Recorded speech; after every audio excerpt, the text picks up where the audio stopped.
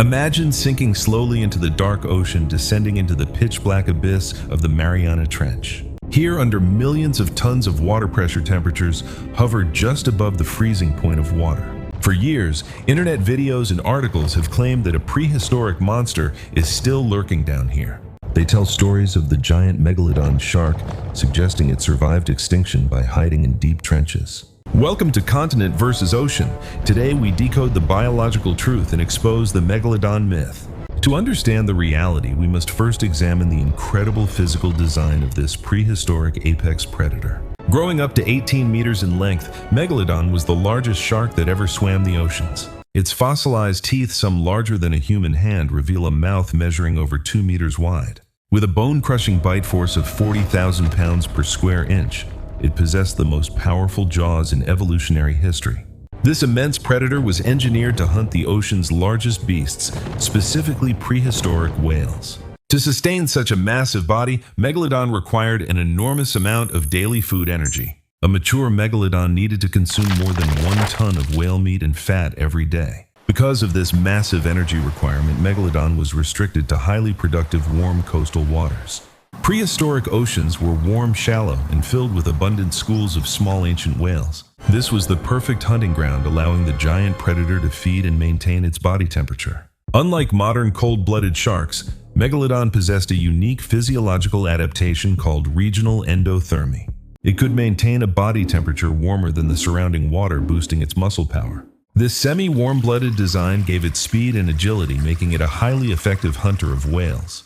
But this advanced biological hardware came with a devastatingly high metabolic cost for the shark. Megalodon had to keep swimming constantly to breathe and find prey to feed its internal engine. Any drop in food availability or water temperature would threaten its complex survival balance. Then, approximately 3.6 million years ago, the global climate began to change dramatically. The Earth entered a period of cooling, marking the beginning of the Pleistocene ice ages. Glaciers expanded at the poles, and ocean currents shifted, cooling the global sea temperatures. For Megalodon, this temperature drop acted as a biological trap, closing its warm water hunting grounds. As the shallow coastal waters cooled, the warm zones where Megalodon lived began to shrink rapidly. The deep ocean trenches like Mariana became near freezing deserts with temperatures around 2 degrees Celsius. For a mesothermic predator like Megalodon, surviving in such extreme cold is physiologically impossible. Its internal organs would fail, its muscles would stiffen, and it would freeze to death quickly. Furthermore, deep trenches are pitch-black deserts with almost no food to sustain a giant shark. The few creatures that live in the abyss are tiny, nutrient-poor, and completely insufficient for Megalodon. The idea of a 60-ton shark feeding on tiny deep-sea crabs is a biological joke, but the temperature drop was only the first blow to the king of the oceans. The second, more decisive blow came from the evolution and migration of its primary prey.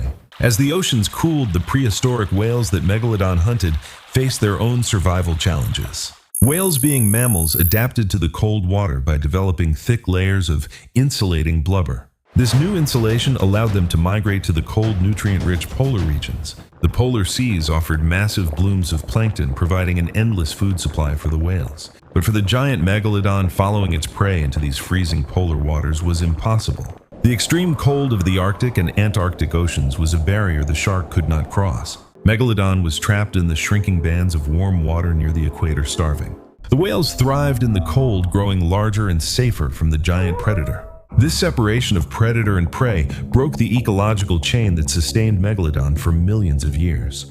As if food shortage and cold temperatures were not enough, new competitors entered the arena.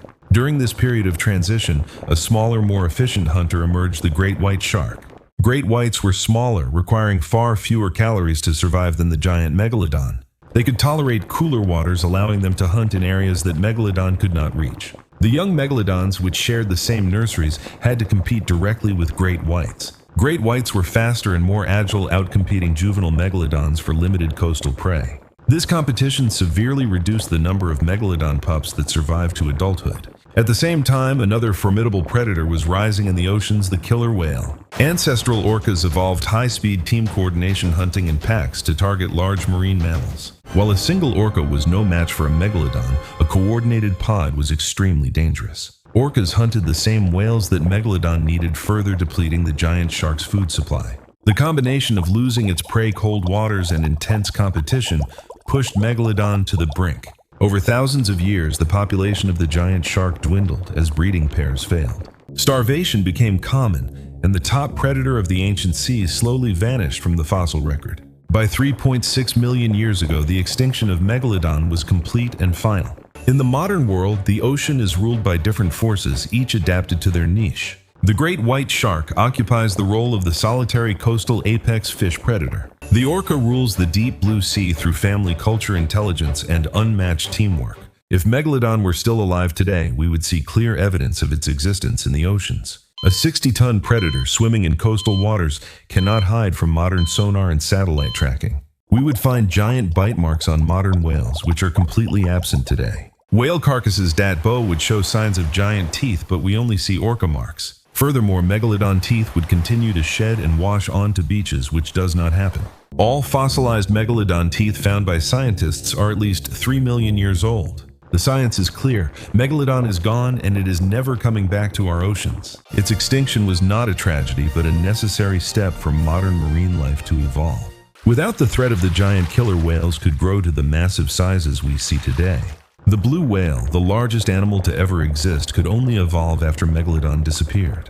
Megalodon's legacy remains written in stone, a testament to a time of giants and titans. It was the ultimate expression of raw predatory power, a biological masterpiece of its era. But nature's laws are absolute, and when the environment changes, even the strongest must adapt or die. The giant shark could not adapt to the cold and paid the ultimate price of extinction. While Megalodon ruled the prehistoric seas, the land was developing its own giant killers. Today, the balance of nature remains a delicate dance between land, sea, and sky. The Mariana Trench remains a cold, quiet place home only to strange deep-sea creatures. It is a museum of pressure and darkness, not a hiding place for prehistoric monsters. When you look at the ocean, remember the giants that once swam beneath the waves. But rest assured that the waters are safe from the jaws of the 60-ton killer. The modern ocean belongs to the orca, the great white, and the magnificent whales. They represent the peak of modern evolutionary design, perfectly balanced with their environment. Meanwhile, Megalodon's shadow continues to haunt our imagination through movies and novels. We love to fear the monster in the dark, even when science tells us it is gone.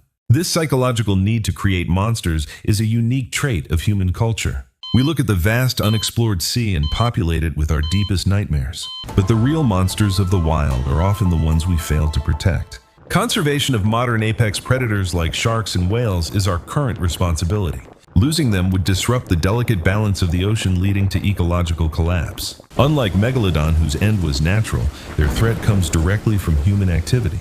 We must learn from the past to protect the rulers of the modern oceans. The story of Megalodon is a reminder of the power of nature and climate. Ultimately, even the most terrifying predator cannot survive when the world shifts beneath it. To discover why the Amazon's deadliest bird is mistaken for a monster, click this video now.